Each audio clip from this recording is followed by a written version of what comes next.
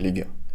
Aujourd'hui, je vais vous présenter une petite technique que j'ai. J'ai pensé à ça hier, qui vous permettra de trouver des nouvelles stratégies et de nouvelles idées pour développer vos stratégies de trading et vos stratégies de trading algorithmique aussi. Pour MetaTrader 5, pour n'importe quoi, si vous utilisez autre chose, je pense que ça fonctionne pour tout.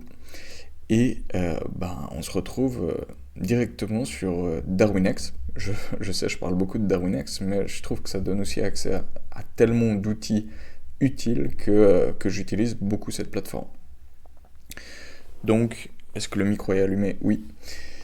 Donc, on se retrouve sur le leaderboard. Pourquoi le leaderboard? Parce que ce que je voulais voir avec vous, c'est les stratégies des autres investisseurs. Vu qu'on a accès à tout un panel de statistiques et de métriques sur le type de trading qui est utilisé par ces différents traders, et on peut aussi voir lesquels ont le plus d'investisseurs, etc. C'est intéressant parce que ça nous permet de voir quelle stratégie fonctionne, et ainsi on pourrait se baser sur certaines idées de ces stratégies pour les reproduire dans MetaTrader 5. Donc voilà, ce que je vais faire, c'est, voilà, par exemple, on prend ce type qui a une métrique qui m'intéresse. La métrique qui m'intéresse, c'est ça, les top 25 Darwins by Total Historical Allocation. Donc ça veut dire qu'il est très bon. Et on va aller dans les 20 Darwin avec le plus grand nombre d'investisseurs. Ok, pourquoi on fait ça? Parce que là, on est quasiment assuré que c'est des stratégies qui sont excellentes, qui fonctionnent vraiment très bien. Parce que sinon, ils n'auraient pas autant d'investisseurs. Parce que s'ils ont autant d'investisseurs, c'est qu'ils performent depuis longtemps. Comme on peut le voir, lui, par exemple, il fait 339% en 11 ans, donc ça fait 11 ans qu'il trade, ça fait 11 ans qu'il montre des bonnes performances. Et je pense qu'il y a très peu de doute pour les gens que c'est un bon élément à avoir dans son portfolio. Donc on va cliquer sur lui. J'ai déjà regardé, c'est pour ça que je clique pas sur les deux premiers. Les deux premiers m'intéressent pas forcément. Mais voilà, comme vous pouvez le voir, la stratégie est vraiment assez linéaire dans les performances qu'il montre. Et donc, ce que je voulais voir avec vous, c'est est-ce qu'on peut en tirer? Et est-ce qu'on peut en faire quelque chose?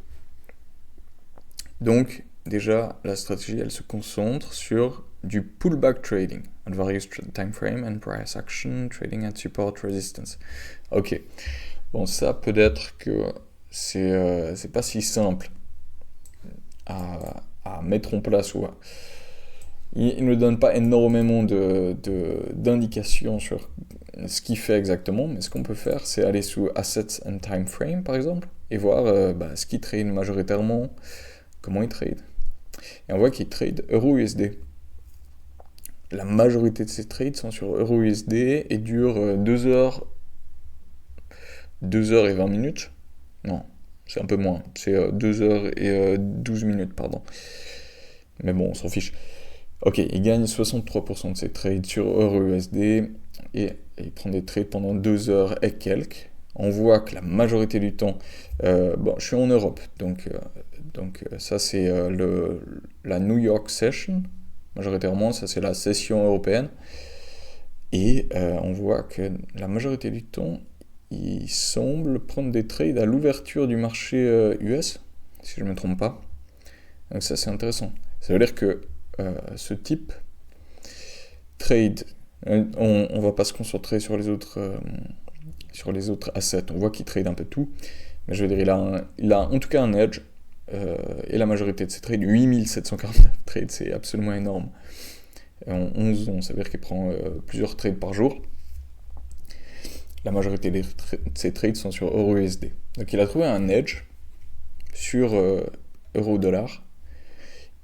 Et apparemment, il n'y a pas vraiment de contrainte d'à quelle heure il prend les trades, mais la majorité du temps, c'est vers 14-15 heures qu'il arrive à trouver un truc. Donc, ça nous donne pas mal d'infos quand même. Je sais pas si vous voyez en quoi ça peut être utile. Imaginez si vous, je sais pas, genre on pourrait en prendre un autre, genre lui par exemple. Comment il s'en sort lui? Il s'en sort plutôt bien. On pourrait utiliser lui et faire la même chose. Lui, en l'occurrence, il n'a pas de description, donc il explique. On ne comprend pas en détail comment il trade. Mais, ouais, non. Il a même caché sur quoi il trade. Donc, on n'a pas beaucoup d'infos. Mais si vous faites ça avec énormément oula, ça bug. Énormément de traders différents, vous allez pouvoir trouver des types qui s'en sortent pas si mal et chez qui vous allez pouvoir, entre guillemets, copier la stratégie, ou du moins prendre l'inspiration pour pouvoir créer des algorithmes qui performent. Ou même pas des algorithmes, mais juste améliorer votre trading. Comprendre ce qui marche, comprendre ce qui marche pas. C'est quelque chose de super utile parce que, dans mon cas, par exemple, j'ai trouvé mon edge en trading et je suis devenu bon en trading aussi simplement en codant des algorithmes et en voyant ce qui marche, ce qui marche pas. Donc j'ai découvert, par exemple, le suivi de tendance sur le Nasdaq et entrer en position pour suivre un gros mouvement, par exemple baissier ou haussier, on s'en fiche. Ça fonctionne plutôt bien. Donc là, il y avait déjà un petit edge que je pouvais utiliser, c'était, ok, bah alors, quand il y a des gros mouvements sur le marché, tu rentres tard dans la même direction, et tu vas gagner de l'argent. Et à partir de ça, j'ai pu refine ma stratégie, la rendre meilleure, et c'est comme ça que tu deviens bon au trading. C'est en comprenant ce qui marche, comprenant ce qui marche pas, et en gagnant en expérience, vous voyez. Et une manière de gagner de l'expérience, c'est de comprendre comment font les autres qui gagnent. Et donc DarwinX, c'est un super outil pour cette raison en particulier. Mais bon, je m'égare. On va garder ce type. Ouais, exact. On va garder ce type et on va essayer de comprendre un peu mieux sa stratégie. Je sais pas si je peux faire quelque chose, mais l'idée c'était de vous montrer tout le processus de comment vous pouvez développer une nouvelle idée ou tenter quelque chose de nouveau. Et en l'occurrence, lui, on n'a pas beaucoup d'infos, mais genre pullback trading, c'est le mot-clé. On va baser la stratégie qu'on va coder, que je vais coder. Je vais pas la coder devant vous parce que simplement, je code maintenant uniquement avec Claude Code parce que il me semble que MetaTrader 5, enfin le logiciel de code de MetaTrader 5, c'est du C#, et C# c'est très bien compris par Claude Code. Donc en fait, vous pouvez simplement coder vos algos de trading si vous promptez bien avec Claude Code. Je vais pas vous dire que c'est plus compliqué que ça. J'ai appris à coder en suivant des vidéos YouTube, et à l'époque, je dis à l'époque, c'était il n'y a même pas si longtemps, c'était en 2024, il me semble, les intelligences artificielles n'étaient pas aussi excellentes qu'aujourd'hui, mais aujourd'hui, si vous voulez coder un algorithme de trading ou une stratégie de trading, il faut absolument utiliser Claude Code, mais n'importe quoi d'autre en fait. Mais Claude Code, pour moi, c'est le meilleur. Et voilà, en fait, vous allez créer des trucs. Vous allez pouvoir créer exactement ce que vous voulez. Si vous avez une idée claire et que vous savez parler à Claude Code, il n'y aura pas de problème, il va vous faire exactement ce que vous voulez. Donc, ce que je veux dire, c'est que je vais essayer de développer une stratégie de pullback trading avec Claude Code. Et on va voir ce à quoi ça ressemble quand je l'aurai codé. Ce qu'on veut, du coup, c'est, dans la stratégie, évaluer des niveaux de support et de résistance qui sont importants. Pour ça, je pense à plusieurs choses. On peut utiliser... j'ai 3 idées. On peut utiliser les points pivots, simplement. On pourrait utiliser des niveaux qui sont beaucoup touchés, donc des high and lows touchés à plusieurs reprises pour créer des niveaux. Et on pourrait utiliser un indicateur de volume. Donc, où il y a le plus de trades, quels niveaux sont les plus importants du point de vue volume de trade, quels niveaux sont les plus visités, on va dire. Donc ça pourrait être la dernière option et je l'aime bien. Donc on va essayer de faire quelque chose de ce genre. Et donc l'idée, si je comprends bien, c'est pullback trading on various time frames.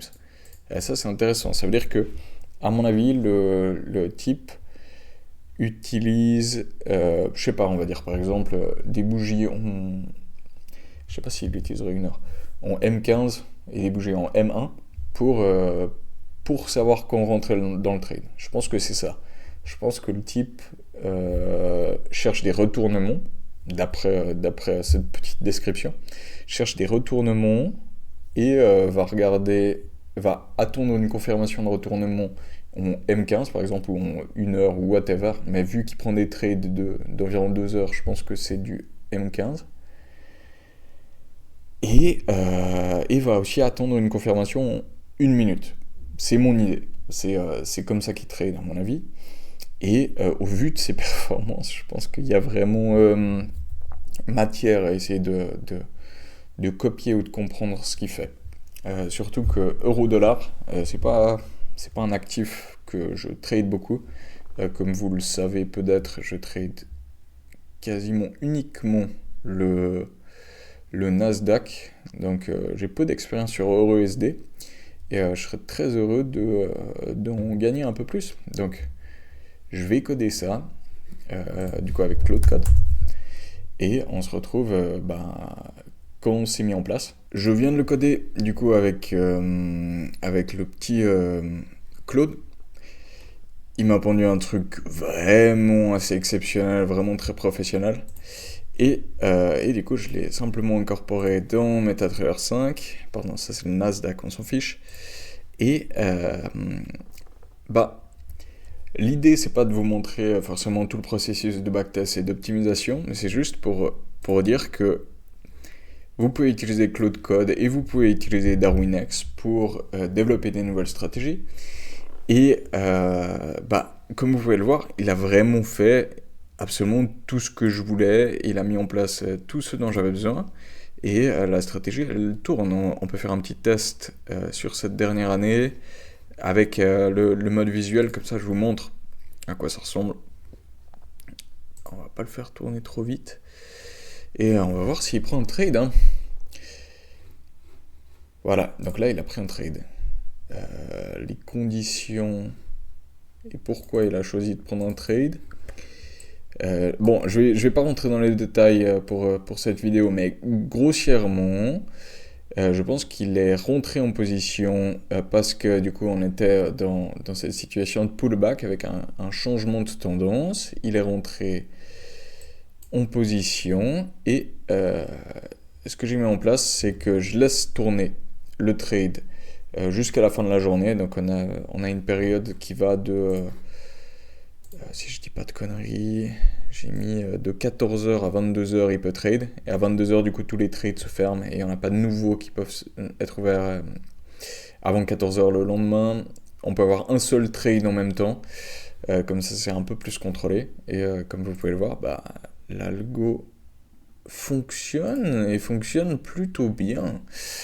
Donc là un premier trade qui a été réussi, et voilà pour cette vidéo. J'espère que je vous ai appris une poignée de nouvelles choses, que ça vous a donné l'inspiration de créer vos propres stratégies et vos propres algorithmes.